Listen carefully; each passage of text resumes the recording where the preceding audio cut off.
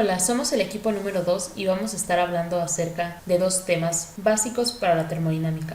El primero, la escala universal o termodinámica de temperaturas, y el segundo, la entropía como una medida del índice de restricción, basándonos principalmente en el capítulo 7, segunda ley de la termodinámica, del libro Introducción a la termodinámica clásica por García Colín.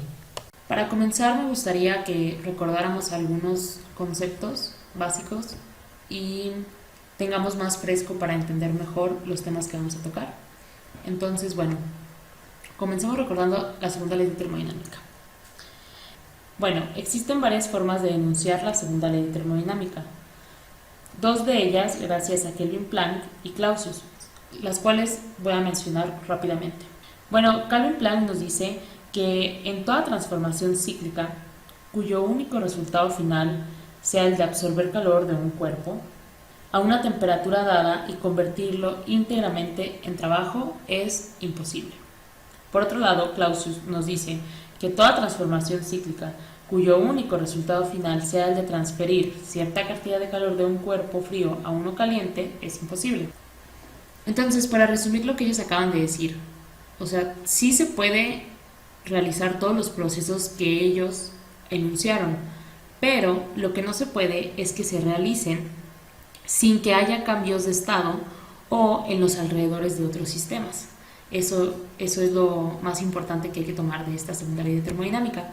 Otra cosa es que hay que recordar también un proceso reversible, que es, pues bueno, un proceso el cual el sistema vuelve a su estado original, y un proceso adiabático, que es cuando no existe intercambio o transferencia de calor. Bueno, ya teniendo en cuenta la segunda ley, todas estas definiciones, vamos a ver más adelante cómo todo esto tiene que ver con la entropía, porque podemos relacionar la entropía con la segunda ley. Entonces, para poder comprender un poco más a fondo qué es la entropía y ver de dónde viene la definición de entropía, un sistema de estado representado por un punto situado sobre una superficie sigma evolucionará hasta que el punto representativo de su estado se halle sobre otra superficie sigma más delta sigma. Entonces, bueno, sabiendo esto, tenemos que dq es igual a lambda de sigma. Y bueno, donde 1 sobre lambda, el factor integrante de dq, viene dado por lambda igual a phi de t f de sigma. Entonces, sustituyendo lambda aquí, en la primera ecuación, tenemos esto. Y a su vez, tenemos que t entre t' es igual a dq entre dq'. Y siendo d sigma la misma para ambas transferencias de calor, podemos deducir que t es igual a phi de t, por k siendo k una constante. Entonces después dividimos t entre dq y nos daría 1 sobre k f de sigma.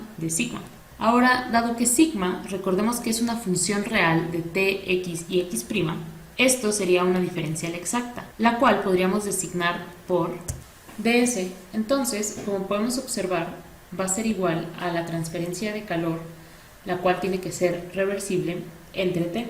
La magnitud de S se denomina entropía del sistema y ds denota en el sistema un cambio de entropía infinitesimal. Esta será la primera definición que tendremos acerca de la entropía. Cabe mencionar que hasta ahora nosotros hemos encontrado estos dos tipos de notación diferente para determinar la transferencia de calor reversible.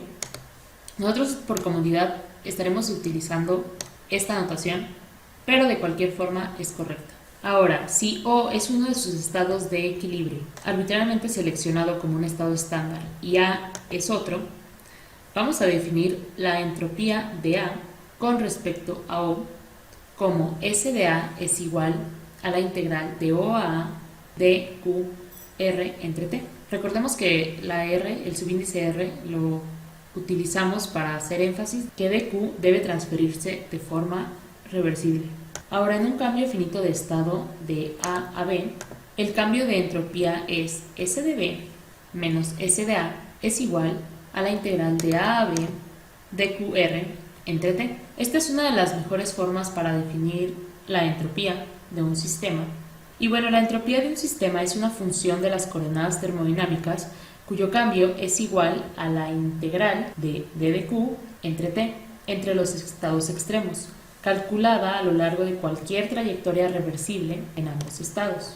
Ahora es muy importante comprender esta definición porque nos damos cuenta que define un cambio de entropía y no una entropía absoluta. Así como lo hicimos, por ejemplo, anteriormente con la energía interna, cuyo cambio se define igual al trabajo adiabático, pero el valor absoluto no está determinado. Bueno, la demostración es bastante sencilla, ya que si trazamos una trayectoria reversible que vaya de A a B pasando por el estado O, recordando que, como lo mencionamos anteriormente, es un estado en equilibrio arbitrariamente seleccionado, entonces, utilizando la propiedad de integral de línea, tenemos que va a ser igual a la integral de A a O de Q entre T más O a B de Q entre T. Y por otra parte, si tomamos solamente esta integral que va de A a O, entonces también sabemos que si en vez de que vaya de A a O fuera de O a A, sería lo mismo, pero con el signo contrario. Y bien sabemos, gracias a la ecuación 2, S de A es igual a esto que tenemos aquí. Por lo tanto, esto va a ser igual a menos S de A. Y bien sabemos que esto de aquí es S de B. Por lo tanto, juntándolos, S de B menos S de A es igual a la integral de A a B de Q entre T si dq se transfiere de una forma reversible. Ahora, el teorema de Clausius lo único que nos dice que en un proceso cíclico, si es reversible, se tendrá que el cambio de entropía va a ser igual a cero. Ya veremos más adelante, pero cabe destacar que la igualdad solo ocurre si es un proceso reversible. Corolario: la entropía de un sistema está determinada hasta una constante aditiva. Y bueno, este corolario nos va a quedar un poco más claro viendo la demostración a continuación.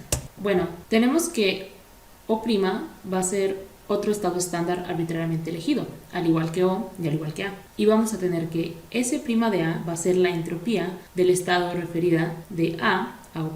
Entonces, vamos a tener por la ecuación 2 que S' de A va a ser igual de O' a de QR entre T va a ser igual a O' a O, y de igual forma que en la demostración anterior, gracias a la propiedad de integrales de línea, esto va a ser igual a su vez a O' de O de Q entre T más la integral de O a de Q entre T. Y si nosotros nos damos cuenta, S de A era igual a la integral de O a de Q entre T. Por lo tanto, esto va a ser S de A más una constante. Y la constante va a ser igual a la entropía de O referida a O'.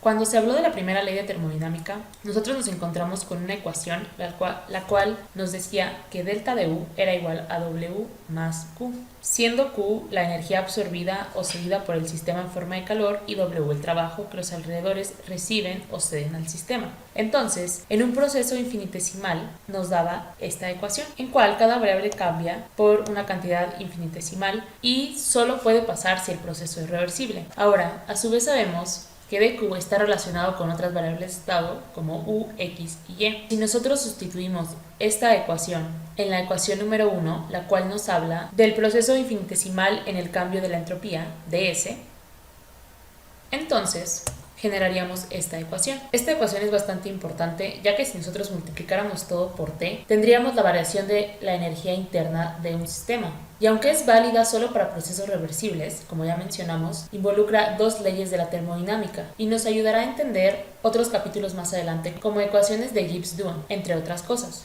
Teorema: si sigma es un sistema cualquiera y A y B dos de sus estados de equilibrio, entonces tenemos esta ecuación, la cual es la integral de A a B de Qt menor o igual a S de B menos S de A para cualquier proceso entre A y B. Nótese que aquí estamos hablando acerca de cualquier proceso, o sea, puede ser un proceso reversible o uno irreversible. Demostración. Bueno, para demostrarlo podemos visualizarlo mejor en un diagrama. Entonces, si nosotros aquí tenemos una trayectoria I, la cual es un proceso irreversible entre A y B, y R, otra trayectoria, sin embargo presentando un proceso reversible, según el teorema de Clausius que mencionamos al principio, como A, I, B, R, A no es un proceso reversible, entonces tendríamos una desigualdad, ya que si recordamos, cuando lo mencionamos era una igualdad porque hablábamos de procesos exclusivamente reversibles. reversibles. Entonces tendríamos que la integral cerrada de A y B RA de Q entre T va a ser igual a esta integral, la cual está describiendo un proceso irreversible, más esta otra integral, la cual está describiendo un proceso reversible. Y nosotros podemos recordar que la integral de A B de Q R entre T era igual a S de B menos S de A. Por lo tanto, si nosotros tenemos ahora una integral B de A de QR entre T, tendríamos S de A menos S de B. Entonces nos quedaría el cambio de entropía más la trayectoria que representa un proceso irreversible, menor o igual a cero. Por lo tanto, si despejamos, llegaríamos al teorema que queríamos demostrar. Corolario. Este corolario nos dice que si tenemos un sistema aislado, cerrado, para cualquier proceso que ocurra dentro de este, la entropía nunca podrá disminuir. Y bueno, esto tiene bastante sentido, ya que como el sistema está aislado, la transferencia de calor va a ser igual a cero. Por lo tanto, la integral que teníamos va a ser igual a cero. Entonces esto solo nos quedaría que el cambio de entropía sería mayor o igual a cero. Despejando S de A, entonces nos quedaría que S de B va a ser mayor a S de A. Siendo así, la entropía no podría disminuir. Ahora, de esta ecuación resultante podemos destacar varias cosas, empezando que esta establece que para procesos adiabáticos reversibles, la entropía se conserva. A esto se le conoce como el principio de la conservación de la entropía. También podemos concluir que para sistemas aislados y cerrados, el estado máximo de equilibrio más estable es aquel cuya entropía tiene su valor máximo consistente con la energía del sistema. Sin embargo, cabe destacar que cuando un sistema no se encuentra térmicamente aislado de sus alrededores y éste sufre un cambio de estado como consecuencia de algún proceso, el sistema sí intercambia calor con sus alrededores, pero el universo termodinámico sí se puede comportar como un sistema aislado. Para tener todo esto un poco más claro, vamos a visualizarlo de la siguiente forma. Si designamos delta de S de sigma y delta de S de A los cambios de entropía de cada uno de los sistemas y sus alrededores, entonces podemos poner la ecuación pasada como se muestra aquí. Delta de S de sigma más delta de S de A va a ser mayor o igual a cero. Por lo tanto, el universo termodinámico será mayor o igual a cero. Ahora, esta desigualdad es muy importante porque establece que si tenemos un sistema termodinámico cerrado, cualquier proceso que ocurra en él debe ser tal que la entropía del universo no disminuya. Ahora, esto es tanto para procesos reversibles e irreversibles. Pero la única diferencia es que si el proceso es reversible, el cambio neto de la entropía del universo termodinámico va a ser igual a cero. Ahora, aquí es donde podemos unir un poco más los conceptos que estábamos hablando al principio con todos los conocimientos que tenemos ahora, ya que la segunda ley de la termodinámica también se podrá anunciar de la siguiente forma. Todo proceso que resulte en la disminución de la entropía en un sistema aislado es imposible. Ahora vamos a hacer un ejemplo para ilustrar un poco más todas las ideas que acabamos de exponer. Consideremos la expansión libre de un gas ideal que inicialmente ocupa un volumen VI a la temperatura T hasta ocupar un volumen VF. Ahora lo que queremos calcular aquí es el cambio de la entropía del universo. Ahora, antes de proceder a sacar automáticamente el cambio de la entropía, vamos a hacer notar varios puntos. Empecemos con que es una expansión libre. Por lo pronto, el trabajo va a ser igual a cero. Además, sabemos que la energía interna es solo función de la temperatura y no cambia para un gas ideal en expansión. Entonces, gracias a la primera ley de termodinámica, sabemos que el calor añadido va a ser igual a cero, tal como aquí estamos estableciendo. La energía interna será igual a cero, al igual que el calor añadido y el trabajo. Pero todo esto no implica que el cambio de entropía en un gas ideal sea igual a cero. ¿Por qué? Porque el proceso no es reversible. Por lo tanto, no podemos aplicar automáticamente esta ecuación, que es con la cual solemos calcular cambios de entropía. Entonces, bueno, lo que vamos a hacer aquí es que vamos a sustituir el proceso real por uno reversible. Por ejemplo, una expansión isotérmica reversible entre BI y BF. Si recordamos, cuando es isotérmico igualmente tiene la temperatura constante, los volúmenes varían, además será reversible. Entonces, teniendo esto en cuenta, sabemos que el gas absorberá cierta cantidad de calor y realizará un trabajo. Y tenemos que Q va a ser igual a W. Y bueno, nosotros sabemos que en una expansión isotérmica de un gas ideal podemos poner que el trabajo va a ser igual a la integral del volumen inicial al volumen final por P de B. Y a su vez, P va a ser igual a nRT entre V, lo cual es equivalente a lo que tenemos aquí, sacando las constantes y dejando V en la integral con dB, lo cual integrando nos da este resultado. siendo el trabajo mayor a cero y con el volumen final mayor al volumen inicial. Entonces, ahora podemos aplicar la ecuación de cambio de entropía es igual a un estado inicial a final de Q reversible entre la temperatura. Y bueno, tendremos, sustituyendo, que el cambio de entropía va a ser igual al trabajo entre la temperatura. Por lo tanto, integrando, tendremos este resultado. Por otro lado, como sabemos que los alrededores, o sea, una fuente térmica, le ceden al gas unidades de calor, vamos a tener esta ecuación, siendo negativa porque está cediendo calor. Podemos concluir que el cambio de entropía universal será igual a cero, lo cual comprueba justamente esta ecuación. Ahora, para el proceso real irreversible del gas va a ser igual a esto. Pues recordemos que S es una función de punto, y en este caso, delta S de sigma es igual a 0 y delta S universal va a ser mayor a 0, concordando con el resultado expresado en el colorario. Bueno, para algunos procesos reversibles es posible tener ciertas expresiones para el cambio de entropía entre dos estados de equilibrio. Entonces aquí vamos a mencionar brevemente algunas. Para los procesos adiabáticos reversibles, recordando que un proceso adiabático es en donde no existe la transferencia de calor, tendremos que el cambio de entropía será igual a 0. Para procesos isotérmicos reversibles, recordando que es cuando tenemos una temperatura constante, por lo tanto en la integral sacamos T como constante y tendremos delta de S igual a Q entre T, siendo Q reversible. Para procesos isotérmicos reversibles, teniendo en cuenta que el proceso isotérmico es cuando el volumen es constante. Para llegar a esta ecuación, nosotros tenemos que tomar en cuenta que utilizamos esta ecuación si la energía interna se expresa como función de T y V y con el diferencial exacto dW, que sería igual a menos P de V. Por lo tanto, tendríamos que el cambio de entropía a volumen constante va a ser igual a la integral del estado inicial al final a la diferencia de la energía interna con volumen constante entre T. Y teniendo en cuenta que la diferencial de energía interna a volumen constante es igual a CV diferencial de T, entonces sustituyendo tendríamos esta ecuación. Y en un caso particular de un gas monoatómico ideal, el cambio de entropía sería este. Y el último proceso sería un proceso isobárico reversible. Recordemos que en un proceso isobárico es con presión constante. Por lo tanto, utilizando la definición de capacidad calorífica a presión constante, obtendríamos esta integral, en la cual podríamos definir el cambio de entropía. Y específicamente para gases monoatómicos ideales se reduciría a esto. La entropía como medida del índice de restricción. Anteriormente se vio que al remover una restricción en un sistema dado, se induce un proceso durante el cual el sistema realiza un trabajo y alcanza un estado de equilibrio, con una restricción menos y por consiguiente un grado de libertad menos. En esta parte nos hacemos la pregunta de que si es posible ordenar a un conjunto de sistemas con base en su grado de restricción. Para esto, primero hay que tomar algunas consideraciones. Uno, es que se pueden inducir procesos en sistemas aislados sin afectar el estado del sistema. Esto quiere decir que no afecta los valores de las variables termodinámicas. Otro punto es que el índice de restricción dependerá de las variables de estado. Es decir, el índice de restricción es una función de las restricciones, o sea, otra función de estado.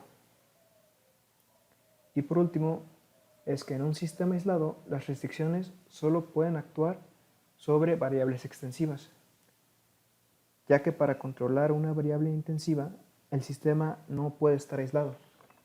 Por ejemplo, para mantener una presión constante es necesario permitir una interacción mecánica con los alrededores. Para un sistema aislado, el índice de restricción C es una función de estado que dependerá de las variables extensivas. Esto es, C como una función de hasta n variables extensivas si hay n grados de libertad. Vamos a pensar en un experimento para medir C. Consideremos una expansión libre de un gas aislado con sus alrededores. Será válido para cualquier sistema, pues el resultado no dependerá de su naturaleza. Imaginemos que el gas está encerrado en un recipiente con paredes adiabáticas y en equilibrio a una presión P inicial mucho mayor que PA, donde PA es la presión del medio ambiente o la presión atmosférica. Si desplazamos el pistón hacia la derecha hasta que P final sea igual a PA, el gas se expande libremente y ya que el sistema es adiabático, el calor es igual a cero y el trabajo es igual a cero. Por lo tanto, el cambio en la energía interna permanecerá constante. Supongamos que este proceso lo hacemos en una serie de pasos hasta que el enésimo paso se llega a P final igual a PA. De modo que el volumen va a ir aumentando poco a poco y la presión va a ir disminuyendo poco a poco.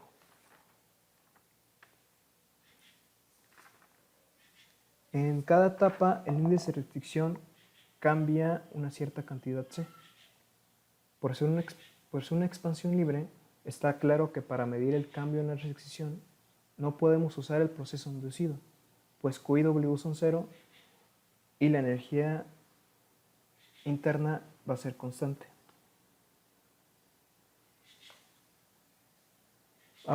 Por eso, ahora vamos a considerar el proceso inverso, partiendo del estado en que P inicial ahora es PA.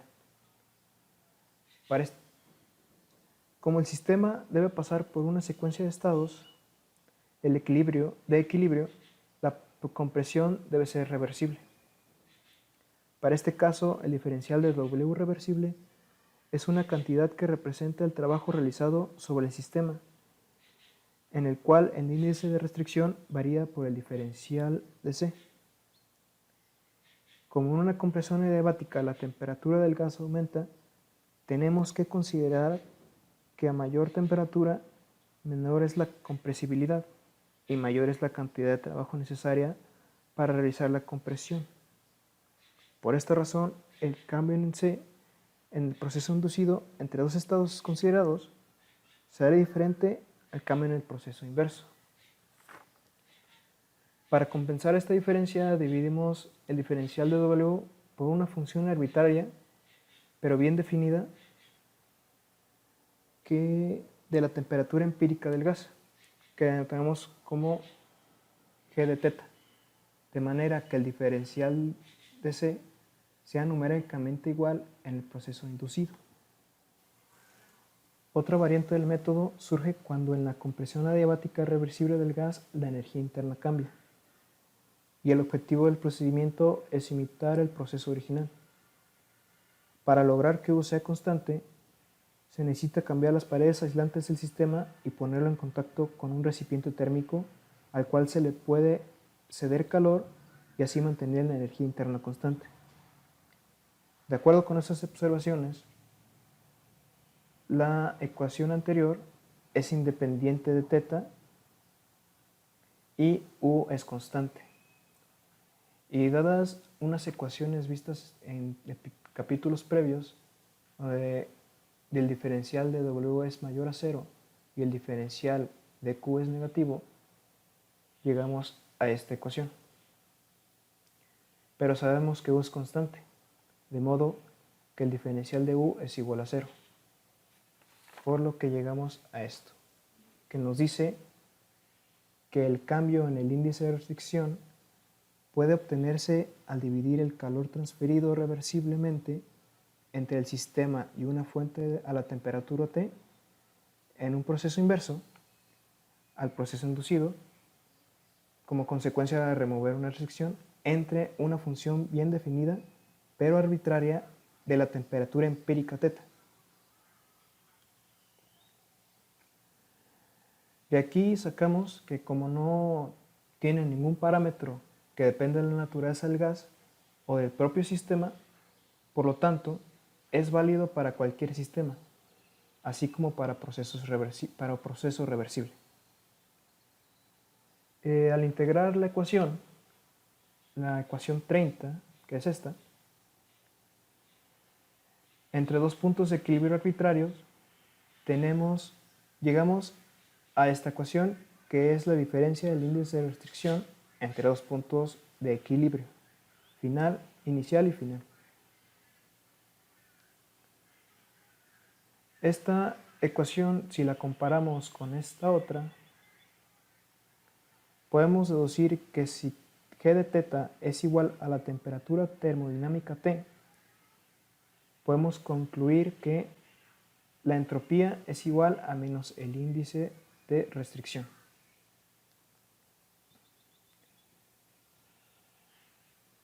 Otro dato adicional es que, dado un sistema arbitrario, aislado y en un estado de equilibrio caracterizado por n restricciones, al ir disminuyendo las restricciones, nos da que el índice de restricción va a ir disminuyendo y, consecuentemente, la entropía irá aumentando. Esto sería todo por nuestra parte y aquí dejamos las bibliografías de donde sacamos la información expuesta. Gracias.